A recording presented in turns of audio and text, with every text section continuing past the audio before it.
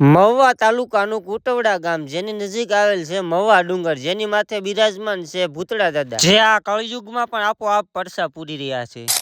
તો જય દ્વારકાધીશ અને જય શ્રી રામ. 177મો દિવસ આગાની સાથે આજે તો સવારમાં પ્લાન બની ગયો બહાર જવાનો. હવે ક્યાંય નો જવાનું હોય તો પેટ્રોલ નખાવું પડે, તો આજ તો ક્યાંક જવાનું છે તો પેટ્રોલ તો નખાવું જોઈએ. મેં કીધું હારો ગળ્યું મોઢું કરતા થઈ વચમાં વિઘન નો, પણ ભાઈબંધ તો પૈસા દેખાડે જો. અને ફાઇનલી 20 કરોડના ચશ્મા પહેરીને થઈ ગયા ઓન ધ વે. અને અમે ક્યાં જઈએ છીએ તમને ખબર જ છે. અને આ રોડ વસાળે મંદિર શેનું છે ને જરા કોમેન્ટમાં કહેજો. અને ફાઇનલી વચમાં આવી ગઈ શેત્રુજી નંદી. અને આ વસાળે અમારે સાનો માવાનો છોડાવો પડ્યો કોટો. અને પાછા ઓન ધ વે થઈ ગયા મસ્ત નજારા જોતા જતા. આ બાજુનો વ્યૂ એક નંબર છે મિત્રો. અને હા મિત્રો, આપણે જઈ રહ્યા છીએ મહુવા ડુંગર. ફાઇનલી લોકેશને પહોંચી જાય ને હવે ચડવાનો છે મારા ડુંગરો.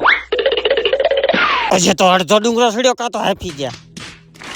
ફાઇનલી જેમ તેમ કરી ડુંગરો ચડી જાય ને હવે બતાવી દો તમને એનું મસ્ત મજાનું લોકેશન. જોવામાં તમને નીચો લાગતો છે પણ આ ડુંગર બહુ ઊંચો છે મિત્રો. ઉભા રહી જોવો ઘડીક દાદાના હું દર્શન કરી લઉં, તમે દાદાના દર્શન કરી લેજો. અને મિત્રો આ છે એનું ઉપરનું લોકેશન, તમે જોઈ શકો છો ચારે તરફ પાણી જ પાણી છે અને આ ડુંગર વચમાં છે, એટલે એક જાતમાં કેવી ને તો આ ટાપુ છે. અને ફાઇનલી પછી દાદાની જગ્યામાં બે કરી લીધો થોડોક નાસ્તો. અને ફાઇનલી હવે હેઠે જવાનો ટાઈમ. અને આમાં ગજની ધ્યાન રાખવી પડે નકર તો ક્યાંક ગથલિયું મારી જાય. વાત સહી. અને હેઠે આવ્યા ને કે અમાર પાસે એક મમરા પડીકું પડ્યું હતું, માછલાને ખવડાવ્યું. અને રિટર્નમાં જેસર આવીને ઠપકાઈ લીધું બે ફ્રૂટ સલાડ. પણ ફ્રૂટ સલાડ પીને ભાઈબંધ ધરાઈ ગયો, પણ હું તો અહીંયા પૂછ્યો હતો મેં ચાલુ ગાડી આઈસ્ક્રીમ ઠપકાર્યું.